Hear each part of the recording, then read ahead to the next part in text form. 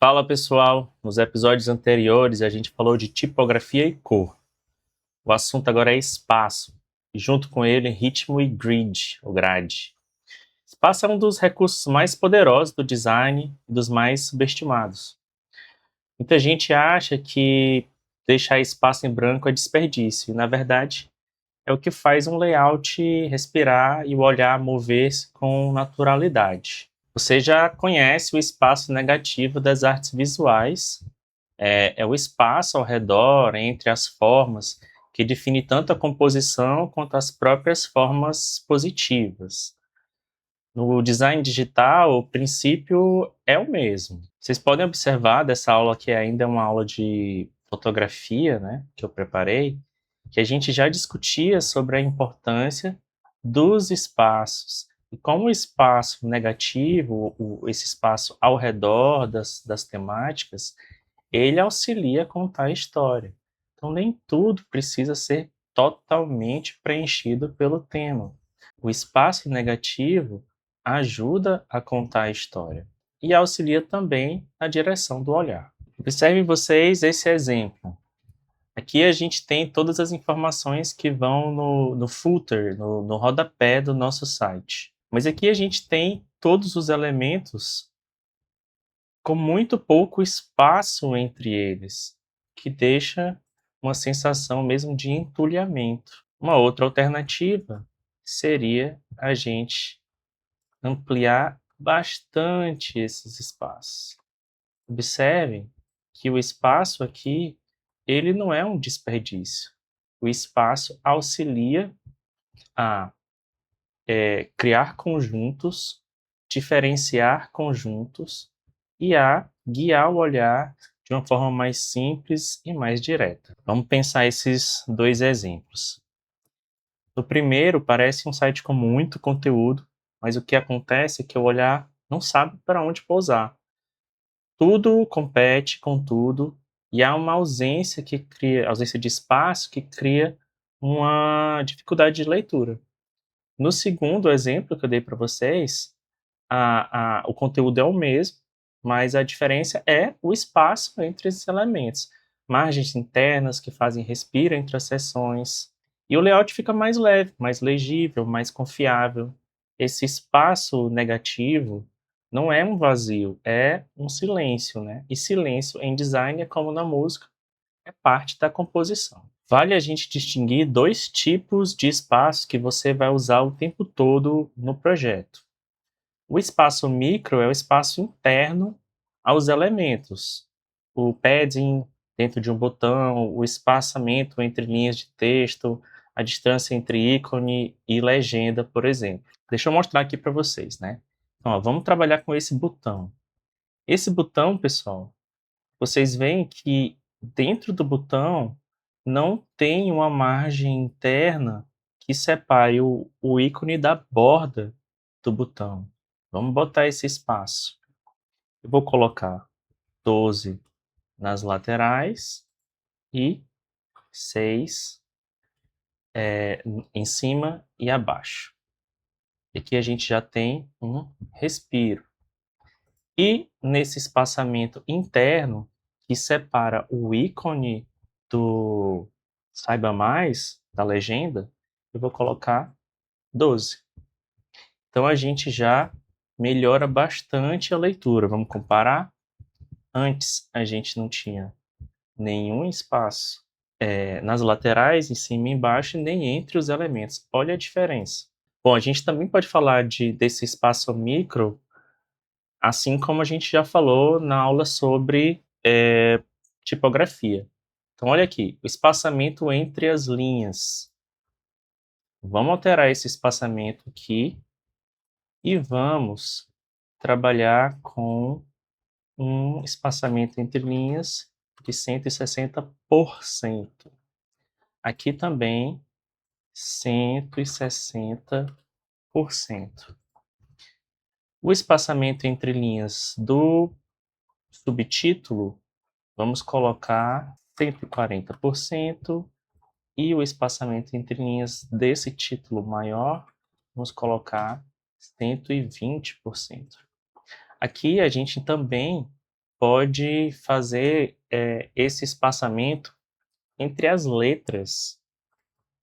Aqui no título, vamos lá, vamos diminuir esse espaçamento entre as letras e vamos diminuir 3%. E aqui no subtítulo, vamos diminuir 1%. A gente também vai falar de um espaçamento macro. E a gente pode melhorar ainda mais esse nosso texto. O espaço macro é o espaço entre os blocos inteiros, um respiro entre duas seções do site, margem lateral que separa o conteúdo da borda da tela. Então vamos ver aqui como é que a gente consegue trabalhar esse espaço macro nesse bloco aqui. Primeira coisa que eu vou fazer é criar uma margem entre essa seção e os limites do site, né? A borda do site. Porque aqui está tudo muito imprensado, né? Então, se for para a gente trabalhar dentro do site, a gente precisaria de uma borda bem legal aqui para separar esse bloco de texto das margens. Olha a importância dos espaços vazios. E aqui a gente vai adicionando mais espaços. Então, entre essa seção e a seção de cima, vamos colocar 4 pontos. Entre essa seção e a seção de cima, vamos colocar 12 pontos. Entre essa e a de cima, vamos colocar 24 pontos. Opa, 24 pontos. Aqui também não era para ficar em cima e embaixo, só em cima. Entre essa e essa daqui, vamos colocar 12 pontos.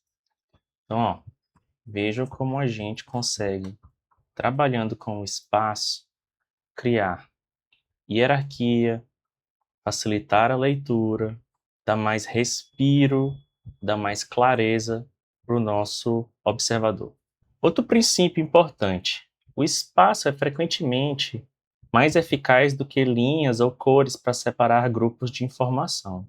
Uma linha na divisão entre dois blocos adiciona um elemento novo à tela, por exemplo. Então, aumentar esses espaços entre esses blocos pode organizar sem adicionar mais um ruído. Então, sempre que você sentir a tentação de colocar uma linha separadora, pergunte primeiro se mais espaço resolveria o mesmo problema. E é isso que eu queria mostrar para vocês aqui.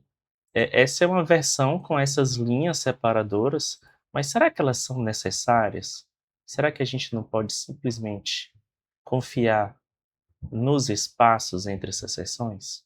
Existe uma razão cognitiva para isso. O cérebro humano tem capacidade limitada de processar informações de uma só vez. Então, cada elemento visual na tela, texto, imagem, borda, botão, enfim, consome um pedaço dessa capacidade.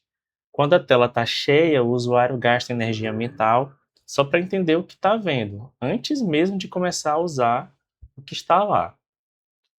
O espaço em branco, o espaço vazio, reduz esse custo. É design subtrativo.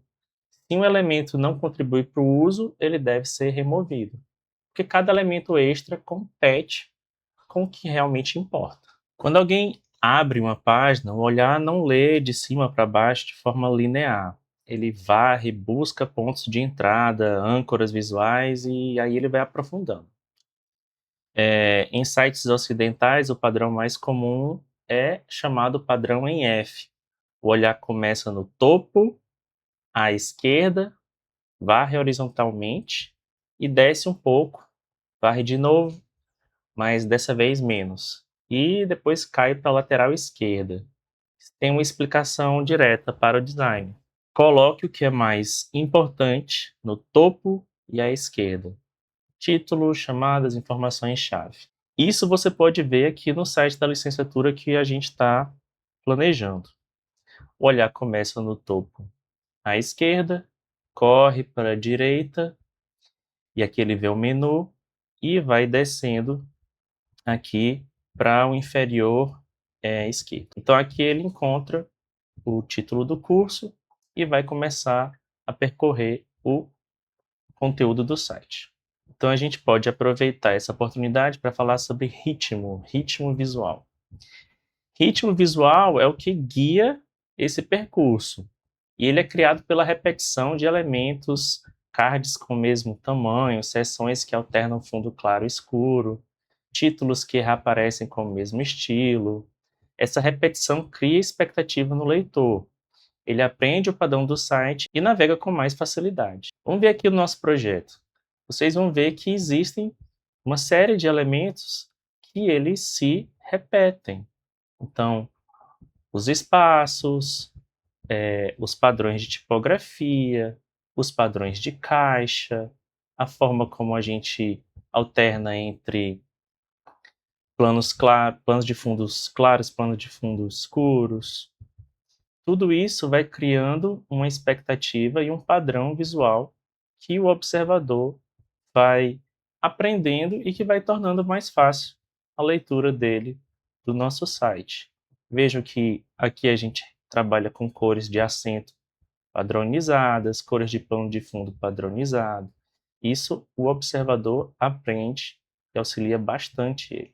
Agora vamos falar de grid, ou grade, né? Grid é uma grade de colunas invisíveis que organiza onde cada elemento vai sentar na página. Você não vê o grid no site publicado, mas sente quando ele não existe. No design, para a web, o padrão mais usado é uma grade de 12 colunas. Por que 12, né? 12 porque é divisível por 1, por 2, por 3, por 4 e por 6, que permite criar layouts de 1, 2, ou 3 ou 4 colunas dentro da mesma grade. Além das colunas, o grid tem 2 outros componentes. A margem, que é o espaço entre a borda da tela e o início do conteúdo, e o gutter, que é o espaço entre as colunas que você vai configurar. Deixa eu mostrar para vocês como é que a gente pode trabalhar com grades aqui no Figma. Então, ó, aqui a gente tem a opção de adicionar uma guia de layout. Você bota mais aqui e a gente já consegue ver uma grade que ela está bem esmaecida, né, de propósito. Eu vou aumentar aqui para a gente conseguir garantir uma boa visualização. Essa grade, eu não vou trabalhar com essa grade com linhas horizontais e verticais. Eu vou trabalhar com grade do tipo coluna. E aqui a gente consegue ver algumas opções, né? Eu vou trabalhar com essa grade do tipo esticar, que ela preenche todo o conteúdo da tela, e a gente já pode, por exemplo, definir as margens externas da nossa grade, tá? E assim, a gente vai guiando o nosso layout. No caso, eu não quero 5, eu quero 12, tá? E o espaçamento vai ser 24. É disso que a gente está falando quando a gente trabalha com grade.